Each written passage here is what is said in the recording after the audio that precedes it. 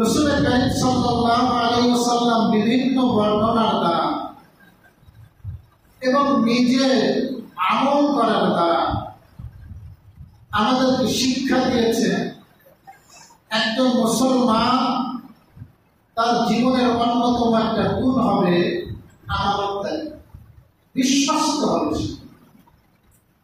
আস্থা ভাজন সে হবে। আল্লাহ কোরআনে কারিমে আয়াত নাযিল করেছেন। আল্লাহ বলেন, ইন্নাল্লাহা ইয়া'মুরুকুম আন তু'আদ্দুল আমানাতি ইলা আহলিহা। নিশ্চয় আল্লাহ তোমাদেরকে আদেশ করছেন তোমরা আমানত আদায় করবে তার প্রাপকের নিকট। তোমাদের কাছে যদি কারো কোনো মাল গচ্ছিত থাকে, কোন বস্তু গচ্ছিত থাকে, তাহলে যে এর মালিক তোমার উপরে নির্দেশ আল্লাহর পক্ষ থেকে, তাকে সেই মাল তোমাকে পৌঁছে দিতে হবে। সূরা মুমিনুনের মধ্যে আল্লাহ রাব্বুল আলামিন কারা জান্নাতি হবে, জান্নাতের মধ্যে সবচেয়ে শ্রেষ্ঠ জান্নাতের নাম জান্নাতুল ফিরদাউস। সেই জান্নাতুল ফিরদাউসের উত্তরাধিকারী কারা হবে, কারা সেই জান্নাত লাভ করবে? আল্লাহ পাক 7টা গুণের কথা বলেছেন। তার মধ্যে একটা গুণ আল্লাহ পাক বলেছেন, ওয়াল্লাযীনা হুম লিআমানাতিহিম ওয়া আহদিহিম রাউন। এবং যারা তাদের আমানত এবং তাদের অঙ্গীকার রক্ষা করে, আমানতেরও দায়িত্ব পালন করে, যদি কোনো ওয়াদা করে ওয়াদার রক্ষা করে। একজন জান্নাতি মানুষের সিফাত হলো ওয়াদা রক্ষা করা। রাসূল কারীম সাল্লাল্লাহু আলাইহি ওয়াসাল্লাম বলেন, ইযা কুননা ফীকা আরবাউন ফালা আলাইকা মা ফাতাকা মিনাদ দুনিয়া। যদি তোমার মধ্যে 4টা গুণ থাকে, এরপরে যদি দুনিয়ার কোনো কিছু তোমার নাও থাকে, ঘর নাই, বাড়ি নাই, কিচ্ছু নাই, বলে তোমার কোনো ক্ষতি নাই, তুমি সফল। যদি তোমার মধ্যে কয় গুণ থাকে? 4 গুণ থাকে। নবীজি এরপরে 1 নম্বরে বলেন হিফজু আমানাতি, আমানতের হেফাজত। 1 নম্বরে কি? আমানত হলো আল্লাহর শরীয়ত আমানত। আল্লাহর শরীয়ত কি? নামাজ, রোজা, হজ, যাকাত, এগুলো আল্লাহর পক্ষ থেকে শরীয়তের আমানত। মানুষের কোন টাকা আমার কাছে রাখা আছে, এটা আমানত। একজন মানুষ কোনো কথা আমাকে বলছেন, ভাই কথাটা গুরুত্বপূর্ণ, তুমি কাউকে বলো না, অমুককে বলো না। এবার আমি সবার আগে ওই কথা অমুককে বলে দিলাম, তার মানে ওই ব্যক্তির কথা আমার কাছে আমানত ছিল, সেটা আমি আরেকজনের কাছে প্রকাশ করে দিলাম। তো এটা কোনো আমানতের খেয়ানতের বিভিন্ন দিক। তো নবীজি বলেন 1 নম্বর গুণ হবে হিফজু আমানাতি, আমানতের হেফাজত। 2 নম্বর গুণ হবে সিদকু হাদিসিন, সত্য কথা বলা। কি বলা? মুমিনের গুণ হবে সত্য কথা। রাসূল সারা জীবন সত্য কথা বলেছে। নবীজির জীবনে কখনো কোনো মিথ্যা নাই, সবসময় সত্য, সব অবস্থায় সত্য। 3 নম্বর হুসন খালিকাতি, সুন্দর চরিত্র, আখলাক। ছোটদেরকে স্নেহ করা, বড়দেরকে ভালোবাসা, শ্রদ্ধা করা, সম্মান করা, মানুষের সাথে গালিগালাজ না করা, মানুষের সাথে ভালো ব্যবহার করা, হাসি মুখে কথা বলা, এগুলো ছিল রাসূলের অন্যতম জীবনের সিফাত। রাসূল বলেন হুসন খালিকা, সুন্দর চরিত্র, সুন্দর চরিত্র। এবং এরপর 4 নম্বর রাসূল বলেন ওয়াইফাতুন ফি তু'মাতি, হালাল খাদ্য।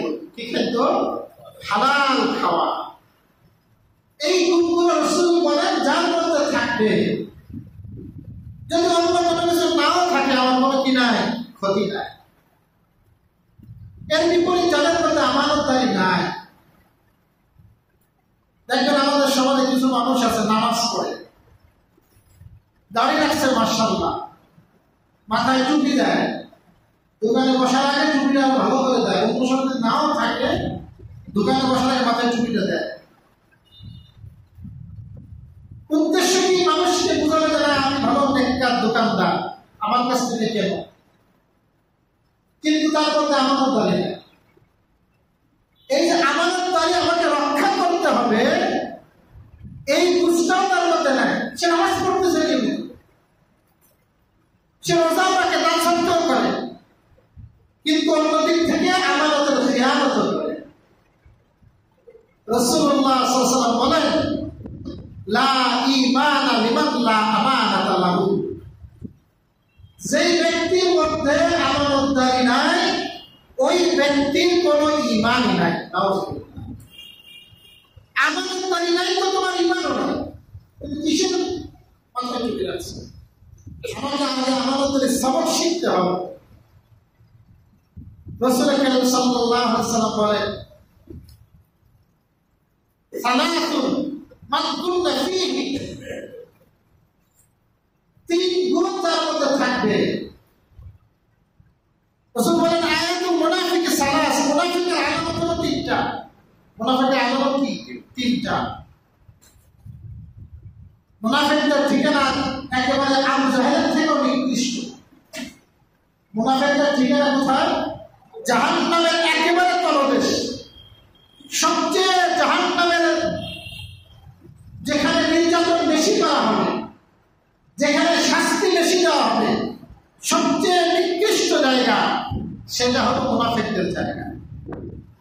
মুনাফিকের সংক্ষিপ্ত পরিচয় হলো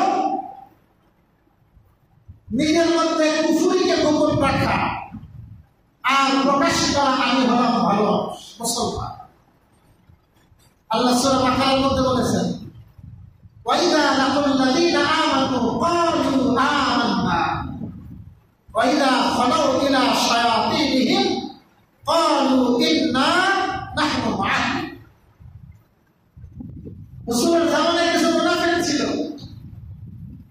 মসজিদে এসে নামাজও পড়তো, রাসূলের পিছে দাঁড়াইতো আর প্রকাশ করতো আমরা ঈমান এনেছি। আমার যখন শয়তানদের সাথে একাত্ম হতো, আল্লাহ বলেন শয়তান মানে কাফের বলে কি হয়েছে, এই শয়তানদের সাথে একাত্ম হতো, ক্বালু তারা বলতো ইন্না মা নাহনু মা'আকুম, আরে আমরা তো তোদের সাথে আছি, মানে এখানে আছে ওখানেও আছে। এরা হলো মুনাফিক। তাহলে বলেন এই মুনাফিকের আলামত হলো তিনটা। ইযা হাদাসা কাযাবা, কথা বললে মিথ্যা বলে, কথা বললে মিথ্যা কথা বলে। মুসলমান মিথ্যা কথা বলতে পারে, সত্য কথা বলে। ওয়াইদা ওয়াদা আখলাফা, ওয়াদা করলে খেলাফ করে, ওয়াদা ভঙ্গ করে। মুসলমান ওয়াদা করছে, ওয়াদা রক্ষা করে। ইমাম বুখারী আলাইহির রহমান, ওনার কাছে এক গরিব দল আসছে মাল খরিদ করার জন্য। দরদাম হয়ে গেছে বিকেলবেলা। ইমাম বুখারী বলছেন, ঠিক আছে আগামীকাল ফাইনাল হবে, বিক্রি করবো কি করবো না আগামীকাল। এখন আমি ফাইনাল দিলাম, আমি রাত্রে চিন্তা ভাবনা করি এই মালটা তোমার কাছে বিক্রি করবো না করবো না চিন্তা করি। ওই রাত্রবেলা মনে মনে ঠিক করছেন বিক্রি করে সেল দিয়ে ওকে মাল দেবো মনে মনে গেট করছে, ওর সাথে কোনো কথা নাই। সকালবেলা আর একটা পার্টি আসছে, ওনার ওই পণ্য দেখে বলছে ওই মাল মূল্য আমরা এত টাকা দেবো, গতকালকে যে পার্টি আসছে তার থেকে বেশি অনেক মূল্য বলছে। আপনারা বলেন ইনসাফের সাথে গতকালকে যে পার্টি নাকি কথা আছে, কথা দেয়। ইচ্ছা করলে ইমাম বুখারী অন্য জায়গায় বেচতে পারতো, এটা শরআন জায়েজ, শরীয়তেও এটা জায়েজ, যেহেতু সময় আছে। কিন্তু ইমাম বুখারী আলাইহিস রাহমাতুল্লাহ বলেন আমি ব্যস্ত না। ওনার সামনে হযরত ব্যস্ততা কেন, দাম তো বেশি পাইছে, গতকালকে যে দাম বলছে আজকে দাম বেশি, এনার কাছে দিয়ে দেন। বলে না, আমি আগে গতকালকে পার্টির কাছে দেব। সবাই বলে কেন দেবে, ওনার কাছে কেন? বলে আমি রাত্রে মনে মনে দেওয়া ওয়াদা করে দিয়েছি। আমি মনে মনে যেটা ইরাদা করছি, আমার ইরাদাটাই আমি পালন করবো, যদিও আমার সেখানে কিছু লস হয়। আমাদের সমাজে আছে, আমাদের যদি বিক্রি করার পরেও যদি অন্যত্র দাম বেশি পায়, ওইটা জোর করে বাদ দিয়ে আরেকজনে বিক্রি করে। আছে না? আপনি জমি কিনবেন, বায়না করছেন, জমি কিনে বায়না দেয় না, বায়না মানে তো 1 কোটি টাকা লস হয়ে গেছে। আপনার টাকাটা সে কয়েকদিন পরে নেয়, এই 3 মাসের মধ্যে টাকার পার্টি পাইছেন, সে কি করে, দাম বেশি দিয়েছে, এই জল পূর্বক ঘরে টাকা ফেরত দিয়ে ওইবার আরেকজনে বিক্রি করে। এরকম আছে আমাদের। রাসূল বলেন ওয়াইদা ওয়াদা আখলাফ, ওয়াদা করছি বাস, এটাই কথা। যদি খেলাফ করি আমার মধ্যে মুনাফিকি আছে, আমি ভালো মানুষ না, পাকা মুমিন না। ওয়াইদা তুমিনা খানা, আর আরেকটা খাসলা, যখন আমানত রাখা হবে খেয়ানত। কি করে? খেয়ানত। তাহলে খেয়ানত করা এটা কিসের আলামত ভাই বলেন? মুনাফিকের আলামত, মুনাফিকের আলামত। সহিহ বুখারীর হাদিস, এক সাহাবী আসছে রাসূলের কাছে, এসে বলে ইয়া রাসূলুল্লাহ মাতা তাকুমুস সাআ, কিয়ামত কবে হবে? কিয়ামত কবে হবে? প্রশ্ন। রাসূলুল্লাহ সাল্লাল্লাহু আলাইহি ওয়াসাল্লাম বলেন ইযা যুইআতিল আমানাতু ফান্তাযির সাআ, যখন আমানত মানুষ, দুনিয়ার মানুষগুলো আমানত রক্ষা করবে না, আমানতের খেয়ানত করবে, তখন তুমি বুঝবা কিয়ামত এসে গেছে, তাই কাছাকাছি। সাহাবী আমার বললেন ওয়া কাইফা ইযাআতুহা, আমানতের খেয়ানত কিভাবে হয়? রাসূল বলেন আমানতের খেয়ানতের একটা স্তর, একটা ধাপ হলো ইলা উসিদাল আমরু ইলা গায়রি আহলিহা ফান্তাযির সাআ, যখন কোন অযোগ্যকে কোন দায়িত্বে বসানো হবে, একজন অযোগ্য ব্যক্তি, তাকে সেই জিম্মাদারি দেওয়া হবে, তখন এটা হলো আমানতের খেয়ানত, তখন তুমি কিয়ামতের অপেক্ষা। বুঝলেন না কথা? অযোগ্যকে দায়িত্ব দেওয়া, এটা ইসলামের নিষেধ। আল্লাহ রাসূল সাল্লাল্লাহু আলাইহি ওয়াসাল্লাম এই কথাগুলো শুধু বলেননি, নিজে কেমনে বাস্তবায়ন করতে হয়। আল্লাহু আকবার। এই ঘটনাটা বিখ্যাত। রাসূলকে যখন দেশান্তর করা হলো, আমি অনেকবার বলছি কথা, আল্লাহ রাসূলকে যখন মক্কা থেকে বিতাড়িত করা হলো, রাসূল কাঁদতেছিলেন আর বলতেছিলেন হে মক্কা, তুই আমার কাছে এই গোটা পৃথিবীর যত জমিন আছে তার মধ্যে সবচেয়ে প্রিয়। আমার মন যদি আমাকে এখান থেকে বের করে না দিত, আমি এখান থেকে যেতাম না। আল্লাহ রাসূল রাতের আধারে চলে যাবেন, কিন্তু ঘর ভর্তি মাল, সব মানুষ রাখছে রাসূলের কাছে। আবু জাহেলের কাছে মাল রাখে না, উতবা শাইবার কাছে মাল রাখে না। কি বিশ্বস্ত আল্লাহ রাসূল ছিলেন, কাফেররা পর্যন্ত রাসূলকে বিশ্বাস করে। আজকে আমাদের সমাজে আমরা মুসলমানকে বিশ্বাস করি, মুসলমানদের মধ্যে বিশ্বস্ততা নাই, আমানতদারি নাই। আর রাসূলের জামানায় রাসূল দিয়ে কাফেররা বিশ্বাস করে। এত পরিমাণ মাল ছিল, নবী আলীকে বোঝাই দিলেন আর বললেন এই মালগুলো যথাযথ ব্যক্তির কাছে পৌঁছে দিবা, এরা আমাকে খুন করতে চায়, এটা তাদের মাল, পৌঁছে দিবা। এরপর আল্লাহ রাসূল হিজরত করলেন, আলী ওই মাল 3 দিন ধরে মানুষের কাছে পৌঁছে দিয়েছে। এরপরে হযরত আলী হিজরত করেছেন। সুবহানাল্লাহ। চিন্তা করতে পারেন, যারা আমাকে মারতে আসলো আমি তাদের মাল পৌঁছে দিচ্ছি, এটা আমানত, রক্ষা করতে হবে। খাইবারের যুদ্ধ শব্দ হয়েছে, খাইবারের যুদ্ধে আল্লাহ রাসূল ইহুদিদের তাবু অবরোধ করছে। ইহুদি ওরা সেখানে থাকতো। যখন রাসূল অবরোধ করছেন, অবরোধকালে এক গোলাম, আসওয়াদ নাম, এক কালো গোলাম, ও ওই দুর্গ থেকে কেমনে কেমনে পলায় চলে আসছে। ছাগল সাথে আছে এক পা, ওই ছাগলগুলো সহ ছাগল চড়ানোর নামে দুর্গ থেকে বের হয়ে চলে আসছে। এবার সাহাবীদের কাছে খবর পৌঁছাইছে, সাহাবীদের সাথে সাক্ষাৎ দিয়েছে, সাহাবীদেরকে বলতেছে আমাকে নিয়ে চলো, মুহাম্মদ সাল্লাল্লাহু আলাইহি ওয়াসাল্লামকে নিয়ে চলো, আমি তার সাথে কিছু কথা বলবো। সাহাবীরা ওই ব্যক্তির গোলামকে নিয়ে গেছে, রাসূলের সাথে মুলাকাত করায় আছে, এবং রাসূলের সাথে যখন তার কথাবার্তা হয়েছে, রাসূলুল্লাহ সাল্লাল্লাহু আলাইহি ওয়াসাল্লামের সাথে কয়েকটা কথাবার্তা শুনে তার দিলের মধ্যে এমন আসর হয়েছে, সে কালিমা পড়ে এসে মুসলমান হয়ে গেছে, মুসলমান হয়ে গেছে। এবার জিহাদে যাবে, জিহাদরত অবস্থায় জিহাদ করবে যাদের সাথে ইহুদিরা, তাদেরই ছাগল এই আসওয়াদের কাছে। যুদ্ধের ময়দানে ইসলাম যেই আদর্শ পৃথিবীর বুকে স্থাপন করেছে, সারা দুনিয়ার মানুষ দেখাতে পারবে, এর মধ্যে আনতে পারবে না। আল্লাহু আকবার। রাসূলুল্লাহ সাল্লাল্লাহু আলাইহি ওয়াসাল্লাম বললেন, আসওয়াদ, যুদ্ধে তুমি যাবা, কেউ তোমার কাছে যে ছাগলগুলো আছে এইগুলোর মালিক তো তুমি না, এইগুলো তো তোমার কাছে আমানত ছিল, এই ছাগলগুলো আগে তুমি ওদের দুর্গের ভিতরে ঢুকাই দিয়ে আসো, তারপরে তুমি আমার কাছে আসবা, এরপরে তুমি আমার সাথে কাজ করবা। সুবহানাল্লাহ। আসওয়াদ ওই ছাগলগুলো নিয়ে দুর্গের মধ্যে পৌঁছে গেছে, তারপরে নবীর সাথে যুদ্ধ করেছে। প্রিয় ভাইরা আমার, যুদ্ধের ময়দানে আমরা ময়দানে দেখছি, যখন ফিলিস্তিনের মুক্তিকামী আমার মুসলমান ভাইরা হামলা করছিল ইসরায়েলে, যখন হামলা করছিল ক্ষুধার্ত ছিল, ওই খাবার খাইছে, তার অনুমতি দিয়ে গেছে। এগুলো মিডিয়াতে আসছে,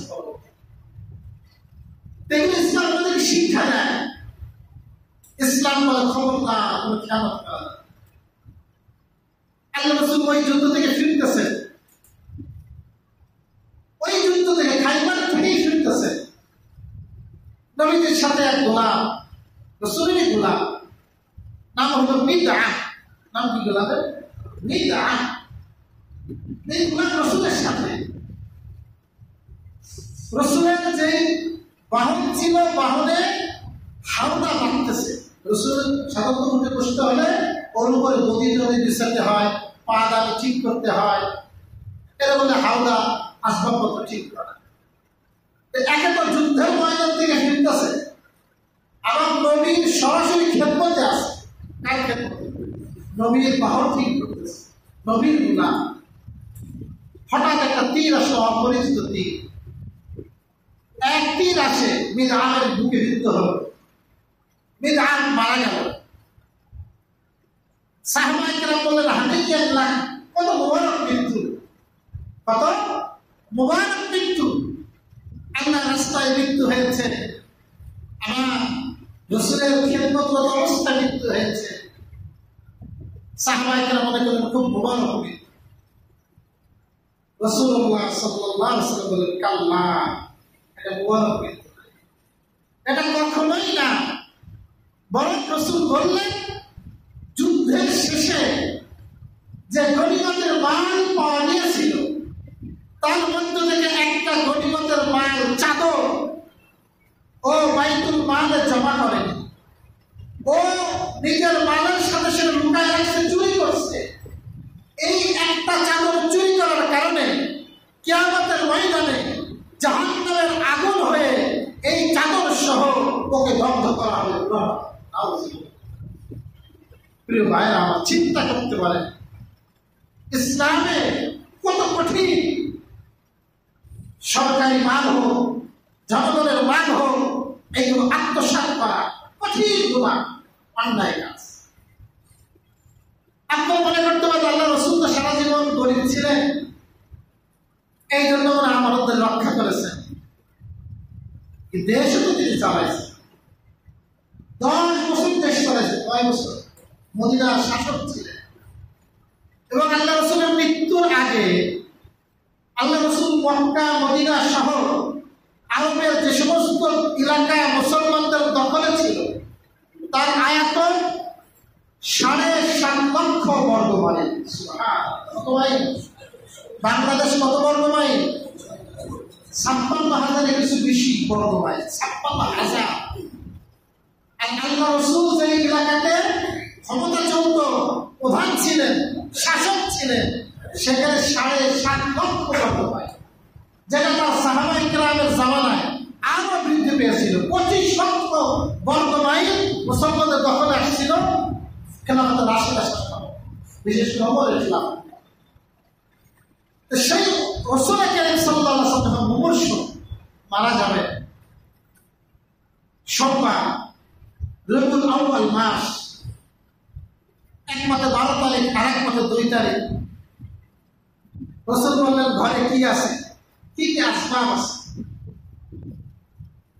রাসূলের 9টা তরবারি ছিল, 7টা বর্ম ছিল। তরবারিতে কি কেউ কাজে লাগে? যুদ্ধের ময়দানে 7টা বর্ম ছিল। রাসূল এই বর্ম আর এই তরবারিগুলো মুজাহিদদের মাঝে বন্টন করে দিলেন, দান করে দিলেন। এরপর আল্লাহ রাসূল টাকা পয়সা কত আছে খবর নিলেন। বলে, ইয়া রাসূল, মাত্র 7 দিনার আছে। কয় দিনার? চিন্তা করতে পারে, মাত্র 7 টাকা।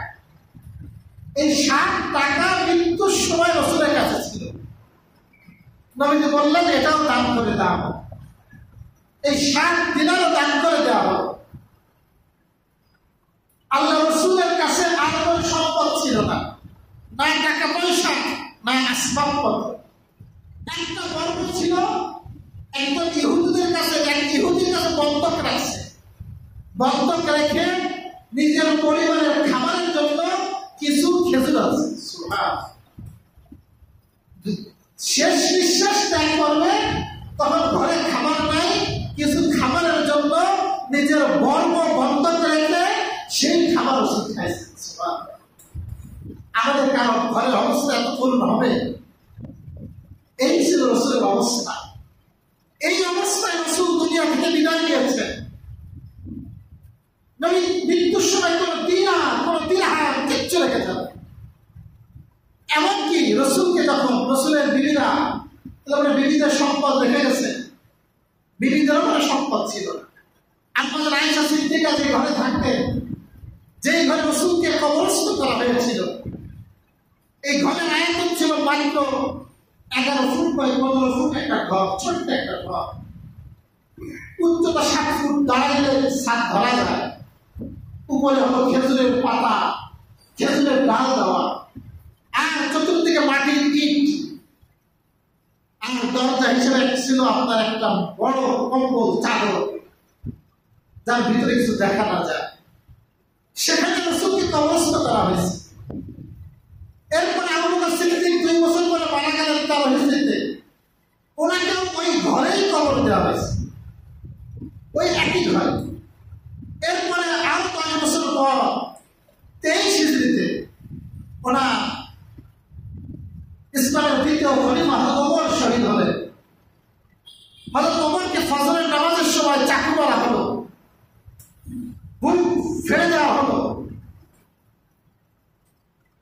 যে ওমর সারা জীবন ইনসাফ করেছেন, সেই ওমরের বিরুদ্ধে অভিযোগ করা হলো তিনি ইনসাফ করেননি, বুক ফাড়া হলো। ওমর মৃত্যুর আগে আবেদন করলেন আয়েশার কাছে ছেলের মাধ্যমে, আমার লাশটাও কবর জানো আমার 2 নেক পূর্বসূরীর মাঝে দেওয়া হয়, পাশে দেওয়া হয়। আয়েশা সিদ্দিকা বললেন, আমার আশা ছিল আমি ওখানে কবরস্থ হব। আমি আমার মনের ইচ্ছা ত্যাগ করলাম, আমি তার জায়গা দিলাম। ওমরের জন্য পাশে জায়গা দেওয়া হলো। ওমর ফারুক বললেন, সন্তানকে ওসিয়ত করলেন, আমি তখন বেঁচে আছি, আয়েশা অনুমতি দিয়েছে, আমি এখনো তো আমিরুল মুমিনিন হিসাবে আছি, এই হিসাবে আমাকে সম্মতি দিয়েছে। আমার লাশ গোসল দেওয়ার পরে তার ঘরে ঢুকানোর আগে আমার তার কাছ থেকে অনুমতি দিলাম। সে যদি খুশি বলে অনুমতি দেয়, এরপরে আমার লাশটা তার ঘরের মধ্যে ঢুকাবে। ছেলে আমার অনুমতি দিয়েছে। আমরা আয়েশা সিদ্দিকা খুশি বলে অনুমতি দিয়েছে, লাশটা ঘরে কবরস্থ করা হয়েছে। আয়েশা বললেন, এতদিন পর্যন্ত আমার বাবা ছিল, আমার স্বামী ছিল, পর্দার রাস্তা ছিল না, সবাই মাহরাম। এখন ওমর এসে গেছে, এখন তো মাঝখানে পর্দা দিতে হবে। এরপরে মাঝখানে দেওয়াল দিয়ে দিলেন, একটা 11 ফুট বাই 15 ফুট ঘর। এই ঘরে যদি 3টা লাশ কবর দেওয়া হয়, কতটুকু জায়গা থাকে বলেন? ইতিহাসবিদরা বলছেন জায়গা ছিল লম্বায় 15 ফুট, আর প্রস্থ ছিল মাত্র 2.5 ফুট বা তারও কম। এই 2 ফুট 5 ইঞ্চি জায়গা রয়েছে ইতিহাসে। এইটুকু জায়গা আর লম্বা একটা 15 ফুট, এতটুকু জায়গার মধ্যে হযরত ওমরের ইন্তেকাল 23 হিজরিতে, হযরত আয়েশার ইন্তেকাল 58 হিজরিতে। এই 35টা বছর যার স্বামী ছিল মদিনার বাদশা, এই 7.5 লক্ষ বর্গ কিলোমিটার বর্গ মাইলের প্রধান, যার বাবা আবু বকর সিদ্দিক, সেও ছিল শাসক, তার মেয়ে আর তার স্ত্রী এই 35 বছর এরকম সংকীর্ণ জায়গায় তার বাকি জীবন কাটাইছে। আমরা চিন্তা করতে পারি আজকে আমাদের হালাত কোন অবস্থায় আছে। আমাদের ঘর যত বড় হয় আমরা মনে করি আরো বড় লাগবে, আরো বড় লাগবে, বিশাল বড় আলিশান প্রাসাদ লাগবে। এবং এই আলিশান প্রাসাদ আপনি বানান, কিন্তু অবৈধ ইনকাম যেভাবে বাড়ি করি কোনো সমস্যা নাই মনে করে, যেভাবে বাড়ি আমাকে বাড়ি বানাতে হবে, ফিটিং বিদেশ থেকে আনতে হবে। আপনি করেন, সমস্যা নাই যদি আপনি হারাম উপার্জন থেকে করেন। কিন্তু হারাম উপার্জন থেকে তো লাভটা কি? এটা আমি ভোগ করতে পারবো, সারা জীবন থাকবে, আমার কবরে যাবে এগুলা। আল্লাহ রাসূল নিজে এইভাবে আদর্শ রেখে গেছে। ওই জায়গায় সারা জীবন হাদিসের দর্শ দিয়েছে, আয়েশা সিদ্দিকা হাদিস পড়াইছে। ওর পাশে ছিল ফাতেমার ঘর, যারা গেছেন তারা দেখছেন। মসজিদ নববী একেবারে লাগোয়া পূর্ব পাশে ফাতেমার ঘরের সাদা মনে পাচ্ছে। এভাবেই নবীর বিবিরা সারা জীবন কাটাইছে। আজকে আমাদের সমাজে একজন যদি কেউ কাউন্সিলর হয় এক পর্বে 5 বছর, তার নামে, তার বিবির নামে, তার মায়ের নামে, তার ছেলের নামে 14 গোষ্ঠীর ঢাকায় নাম থাকে। আর যদি এমপি হয় তাহলে বেতন বাড়াই থাকে, কোন জায়গা থাকে, কানাডা থাকে, আমেরিকায় থাকে। এদেরকে আমরা শাসন পাঠাই, সম্পদ জনগণের সম্পদ থেকে লুট করার ধারণা, এদেরকে আমরা দায়িত্ব দিই। প্রিয় ভাইয়া, আল্লাহ রাসূল তো শাসক ছিলেন, রাসূল এই আদর্শ আমাদের জন্য রেখে গেছেন। যতদিন পর্যন্ত আদর্শটা ধরে রাখবো, আল্লাহ পাক আমাদেরকে বিজয় দান করবে। আফগানিস্তান এখনো আছে, আলহামদুলিল্লাহ, এখনো আল্লাহ আমাদের টিকায় আছে। তখন ওদের তো বিলাসিতা এসে যাবে, যখন আমাদের খেয়াল আসবে, আবার ওদেরও আল্লাহ পাক আবার শাস্তি দিবে। এটা আল্লাহ পাকের নিয়ম। কিছুদিন আগে পত্রিকা আসছিল খুব, যে একজন দুদকের পুলিশ অফিসার, সে তার বাড়ি ব্রাহ্মণবাড়িয়া, ঢাকায় অফিস করত, কিন্তু ট্রেনের টিকিট কাটত না। ট্রেনের পুলিশ তো পুলিশ পোশাকের টিকিট চায়, কিন্তু আমি লিখে রাখি, বুঝছি তো লিখে রাখি কতদিন ঢাকা থেকে ব্রাহ্মণবাড়িয়া এসেছে, ব্রাহ্মণবাড়িয়া থেকে ঢাকায় আসছে, টিকিট ছাড়া লিখে রাখছে, চাকরি ছাড়ছে। এরপরে আমার মধ্যে অভিযোগ আসছে, আমার তো ঠিক হয়নি। পুলিশের জন্য সরকার থেকে নিয়ম দেয় বিনা টিকিটে ট্রেন ভ্রমণ, অনুমতি আছে, কারো হুজুরদের জন্য আছে, কারো জন্য। আপনি টিকিট কাটলেন, বেলা পড়ে যায়, বেলা পড়বে না, টিকিট কাটবেন, পড়বে হয়তো 30 টাকা 10 টাকা দেবে, টিটি দেবে, 10 টাকা টিটি দেবে, টিটিও খুশি, বাস ঝামেলা। এই যে 10 টাকা টিটি দিয়ে পার পেয়ে গেলেন, এটা হইল কিছু? এদিন সরকার পাইছে, এদিন আমাদের সরকার পায়। এইভাবে আপনি যে ফাঁকি দিলেন সরকার, এটা জায়েজ নয়, এটা হারাম। তো উনি বলছেন এই কথা, সাংবাদিক জিজ্ঞাসা করছে যে আমাকে আল্লাহর কাছে জবাব দিতে হবে। উনি আল্লাহর কাছে জবাব দেওয়ার ভয়তে চাকরি ছাড়ার পরে ওই পরিমাণ টাকা উনি আসনবিহীন টিকিট কেটে ছিঁড়ে ফেলছে, সরকারি খাতে জমা দিয়ে দিয়েছেন। সুবহানাল্লাহ। হাজিবুল্লাহ সাহেব থানভী রহমাতুল্লাহ আলাইহি, থানভী রহমাতুল্লাহ একটা ছিল লাইব্রেরি, আমাদের জন্য সব বিষয়ে সবক পাওয়া যায়। জায়গা হলো সাহারানপুর, আরেকটা জায়গা হলো কানপুর। উনি সাহারানপুর থেকে কানপুর যাবেন।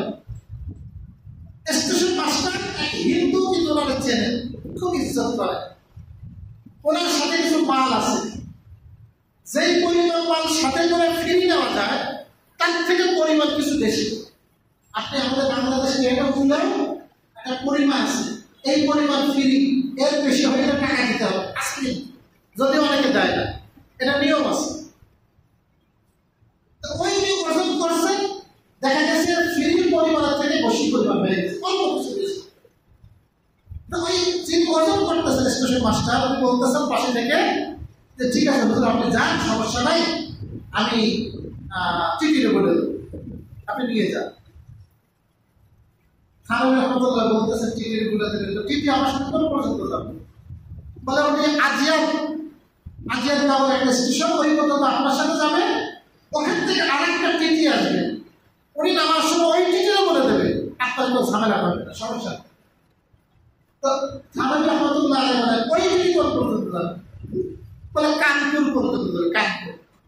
বলে তারপরে যে আপনার কি হবে? আপনারও গন্তব্য তো কানপুর। উনি বলেন না, আমার গন্তব্য কানপুর না। বলেন আমাকে তো আরো আগে যেতে হবে, আমার গন্তব্য তো আখরা। ওই আখরাতের ময়দানে আমাকে আল্লাহর কাছে হিসাব দিতে হবে। ওই হিসাব দেওয়ার সময় আপনার টিটিকে আমার পক্ষে সাক্ষ্য দেবে? এই কথা যখন বলছেন, টিটি বলে না, তা তো থাকবে না। বলে তাহলে তো এই টিটিরও ক্ষমতা নাই আমার এই টাকা ছাড় দেওয়া, ক্ষমতা আছে? টিটি পারবে? টিটিরও ক্ষমতা। আর সেরকম অনেকে করে, ওই বিশেষ পরিচয় চলে যায়, এই ক্ষমতা তারও নাই। আমার ইসলাম আমাকে শিক্ষা দেবে যে না, আমার এই তাকওয়ায় ভয় আমার মধ্যে থাকবে, আমার থেকে সব মানুষ নিরাপদ থাকবে। আমি আমার প্রতি এমন হবে যে আমার কাফেরও আমার কাছে তার টাকা গচ্ছিত রাখতে সে কোনো প্রকার ভয় ডর হবে না। এটা ইসলাম শিক্ষা। প্রিয় ভাই আমার, কোরআনের ওই আয়াত আল্লাযীনা হুম লিআমানাতিহিম ওয়া আহদিহিম রাউন, যদি আমাকে জান্নাতের ফিরদাউসের উত্তরাধিকারী হতে হয়, সেই জান্নাতের মালিক হতে হয়, আর আমাকে তো করতেই হবে, যেতেই হবে, আমাকে হিসাব দিতেই হবে, তাহলে রাসূলের এই আখলাক, রাসূলের এই চরিত্র, রাসূলের সারা জীবনের এই আদর্শ আমানত রক্ষা করা, এইটা আমাকে রক্ষা করতে হবে। আমি শুধু নামাজ পড়লে হবে না, এই সিফাতগুলো আমাকে আনতে হবে। আল্লাহ সুবহানাহু ওয়া তাআলা আমাকে আপনাকে সকলকে এই সিফাত অর্জন করার তৌফিক দান করুন। আমিন। ওয়া আখিরু দাওয়ানা আলহামদুলিল্লাহ।